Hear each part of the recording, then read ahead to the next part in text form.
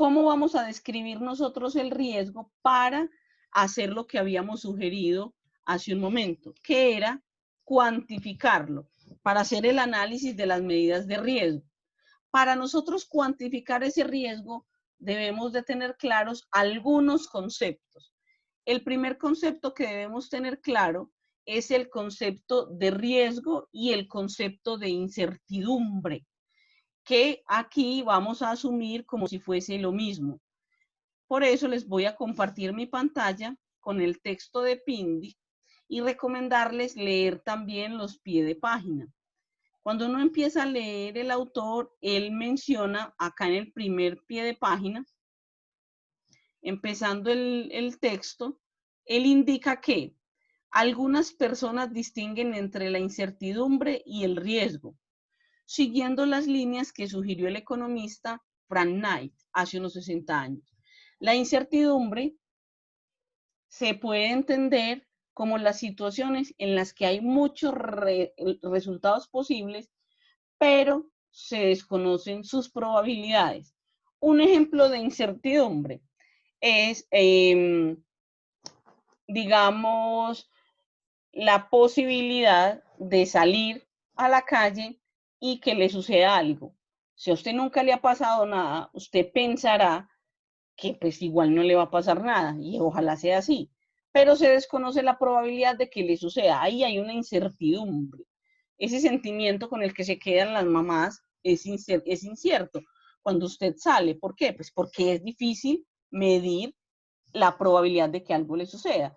Lo mismo que pasaría cuando usted va a hacer una inversión donde usted tiene poca información. La probabilidad de que pierda es alta, pero no sabemos cuánto. O sea, es incierto porque no estamos conociendo valores de probabilidad. El riesgo, según el autor, dice, se refiere en el caso en que las situaciones en las que nos podemos ver enfrentados, allí podríamos enumerar los resultados posibles y saber cuál es la probabilidad de que se produzcan. ¿Qué sucede aquí? Sucede que si usted compra la lotería y sabemos cuántas personas compran la lotería y sabemos cuántos resultados posibles podría tener la lotería, sería muy fácil saber cuál es la probabilidad de éxito frente a esa lotería o la probabilidad de fracaso de la misma.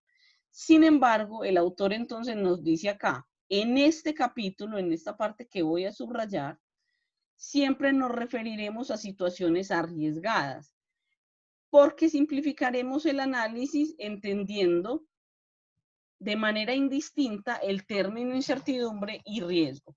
En este capítulo nosotros nos vamos a referir a riesgo e incertidumbre, digamos que de la misma manera. Entonces, como nos vamos a referir a ello de la misma manera, vamos a hablar un poco entonces de la probabilidad. Siendo la probabilidad entonces, o comprendiendo la probabilidad como aquella situación, digámoslo, donde se conocen los posibles resultados, cuál es la probabilidad de que un hecho se produzca, digamos que puede ser la cuantificación de un resultado posible. El autor, Pindi, cuando nos va a definir la probabilidad, lo dice claramente en el texto, espero lo hayan leído. El autor nos dice, la probabilidad es la posibilidad de que se produzca un determinado resultado. Un buen ejemplo de probabilidad, ¿cuál podría ser? Podría ser tirar un dado. Los dados tienen 6 lados, ¿cierto? Al tirar el dado, pues lo lógico es que caiga sobre una parte plana y solamente hacia arriba caiga un resultado. Entonces la pregunta podría ser, como la menciona el autor, ¿cuál es la probabilidad que tengo de tirar un dado y que el resultado sea 3? Si el dado tiene 6 lados, ¿sí? Obviamente, la probabilidad de que me caiga 3 es 1 sobre esas 6 posibilidades. Por decirlo de alguna manera, sería 1 entre 6, porque no puede caer sino en una de las 6 posibilidades. Entonces, la probabilidad, siendo la posibilidad de que se produzca un determinado resultado, digamos que es la cuantificación de esa situación que puede suceder. Yo pues poco sé de clima, pero yo podría asomarme ya afuera y mirar si va a llover y puedo decir la probabilidad de que llueva es muy poca.